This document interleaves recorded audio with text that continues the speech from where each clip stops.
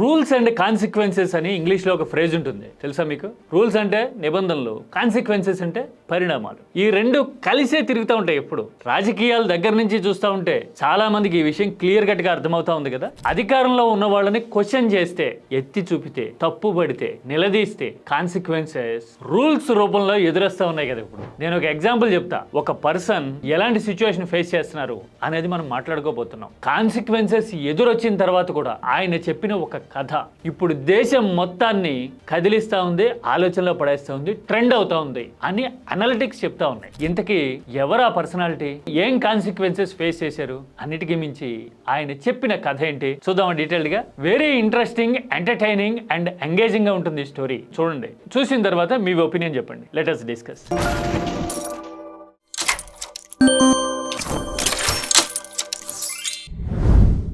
శేఖర్ సుమన్ చాలా మందికి 90s లో టీవీలు చూసిన వాళ్ళకి మూవర్స్ అండ్ శేఖర్స్ అప్పట్లో కామెడీ ఎపిసోడ్తో తెలుసు కదా.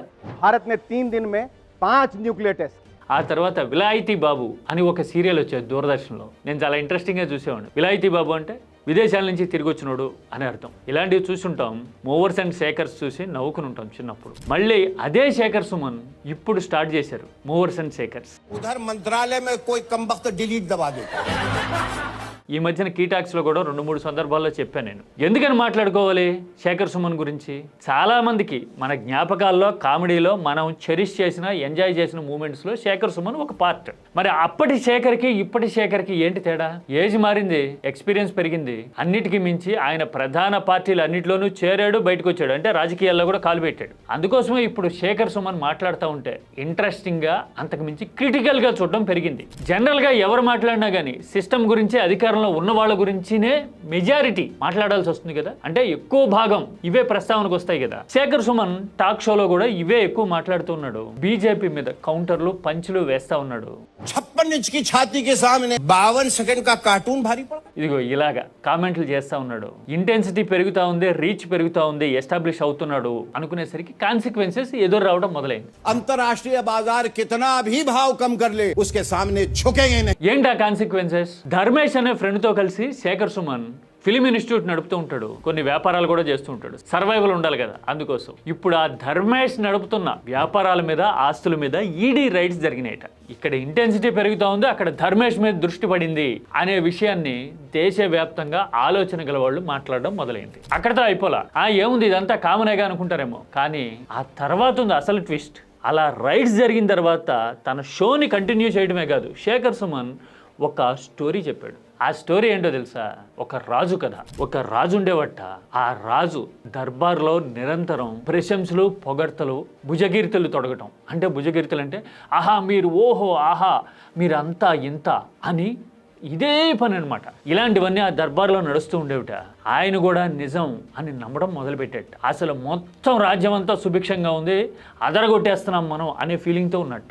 ఏళ్ళు గడుస్తున్న కొద్దీ జనం హాహాకారాలు మొదలైనట. ఎందుకంటే ఏమీ జరగట్లా పనులు, కష్టాలు పడతా ఉన్నారు జనం. రాజు చూడబోతేనేమో పట్టించుకోవట్లా. మొదలైతే ఆ టైంలో సరిగ్గా రాజు సభకి ఎవరో ఫ్యాన్స్ అనుకోండి, ఇంకోళ్ళు అనుకోండి, అద్దం తీసుకొచ్చి ఇచ్చేట. అద్దం తీసుకొచ్చి ఇస్తే ఆ అద్దంలో ముఖం చూసుకుంటే అందులో రాజు ముఖం కంటే కూడా ఆయన లిమిటేషన్స్, ఆయనకి సవాళ్ళు, ఆయన చేయలేకపోతున్న, తనకి చేత కాకపోతున్న పనులన్నీ కనపడినాయి. అంటే వెక్కిరిస్తున్నట్టుగా కనపడింది ఆ అద్దం.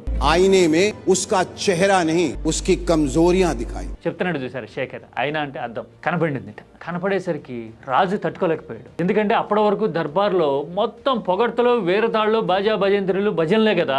అలా కనపడేసరికి అది వాస్తవం అయినా కానీ ఆయన జీర్ణించుకోలేకపోయాడు. వెంటనే తట్టుకోలేక ఆ అద్దాన్ని నేలకేసి కొట్టాడు. 1000 ముక్కలైంది. సమస్య పగిలిపోదు కదా అద్దం పగిలితే. సమస్య 1000 తలలతో ఎదురొచ్చింది. ఎలాగా? అప్పటి వరకు ఇలా ఒక కన్ను చూసుకుంటే ఒక కన్నే కనపడింది. ఇప్పుడు అలా కన్ను పెడితే 1000 కళ్ళు కనపడుతున్నాయి. అంతే కదా, 1000 ముక్కలంటే 1000 ప్రతిబింబాలు. अब राजा को एक की जगह 1000 आंखें घूरने लगी. అర్రర్ర, ఇదేంటి? నేను దీన్ని సొల్యూషన్ అనుకున్నానే పగలగొట్టడం, కానీ ఇలాగైపోయిందండి. ఛాలెంజ్ ఇంత మ్యాగ్నిఫై అయిపోయిందేంటి అని ఆ రాజు తలపట్టుకున్నట్ట. అలవాటైన భజన బృందాన్ని పిలిచి, ఏంటబ్బా ఇలా జరిగింది, మరి ఎలాగ కంట్రోల్ చేయటం ఇప్పుడు అన్నట్ట.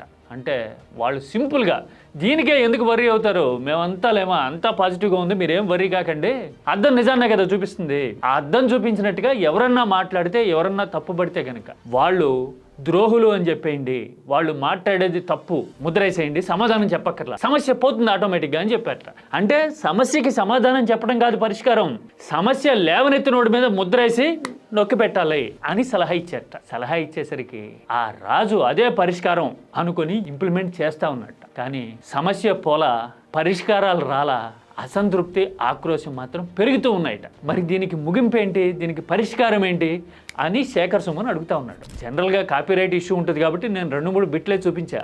ఆసక్తి ఉన్న వాళ్ళు శేఖర్ సుమన్ చెప్పిన రాజు కదా అని చెప్పి సెర్చ్ చేస్తే దొరుకుతుంది మీకు ఫుల్ వీడియో. ఇదంతా చెప్పాడు శేఖర్ సుమన్, పేరు మాత్రం చెప్పలా. ఆ రాజు ఎవరు, ఈ కథ అంతా ఎక్కడ జరుగుతుంది అనేది చెప్పలా. ఎవరి గురించి చెప్పాడు శేఖర్ సుమన్ అని ఇప్పుడు అందరూ మాట్లాడుకుంటా ఉన్నారు. అన్నిటికీ మించి శేఖర్ సుమన్ కామెడీ చేయడం, పంచులు సెటైర్లు వేయటమే కాదు, సీరియస్గా నిలబడతాడు కూడానా అని ఇప్పుడు మాట్లాడుకుంటా ఉన్నారు అందరూ. ఇది ఇప్పుడు దేశవ్యాప్తంగా ఆలోచనలు గల వాళ్ళకి ఎంటర్టైన్మెంట్ని, వాస్తవాల్ని, రాజకీయాల్ని, వాటి మూడింటి మధ్య తేడాని, ఆ థిన్ లైన్ని అర్థం చేసుకోగలిగిన వాళ్ళకి ఈ మెసేజ్ అనేది రీచ్ అవుతూ ఉంది. ఇప్పుడు ఎలా చూడాలి శేఖర్ సుమన్ చెప్పిన కథని? నేనైతే ఇప్పుడు కాదు, దూరదర్శన్లో కనపడినప్పటి నుంచి, చూసినప్పటి నుంచి నేను శేఖర్ సుమన్ని ఫాలో అవుతా ఉన్నా.